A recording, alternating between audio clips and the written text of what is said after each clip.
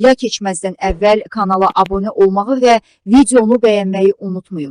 İsrail Müdafiə Nazirinin güclü zərbə endiriləcəyi ilə bağlı xəbərdarlığından sonra İranda panika yaranıb. Axar Az xəbər verir ki, bu barədə CNN məlumat yayıb. İranda panika yaranıb. Tehran və Şiraz əhalisi kütləvi şəkildə şimala Xəzər dənizi sahillərinə qaçır. Yollarda kilometrlərlə tıxac var. Tehranın özündə metro sığınacaq kimi 24 saatlıq iş rejiminə keçib, məlumatda qeyd olunub. İran rəhbərliyi İtaliya, Azərbaycan və Cənubi Kipr vasitəsilə İsrailə siqnallar göndərərək atəşkəsin bağlanmasını istəyir.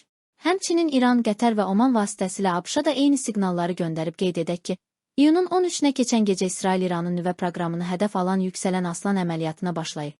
İslam Respublikası buna cavab olaraq iyunun 13-ü axşam və 14-nə keçən gecə İsraildəki onlarla hədəfə, o cümlədən hərbi obyektlər və hava bazalarına raket zərbələri endirib. İsrail və İran iyunun 14-ü və 15-nə keçən gecə yenidən qarşılıqlı zərbələr endiriblər. Hücumlar nəticəsində hər iki tərəf ölənlərin və yaralıların olduğunu bildirib.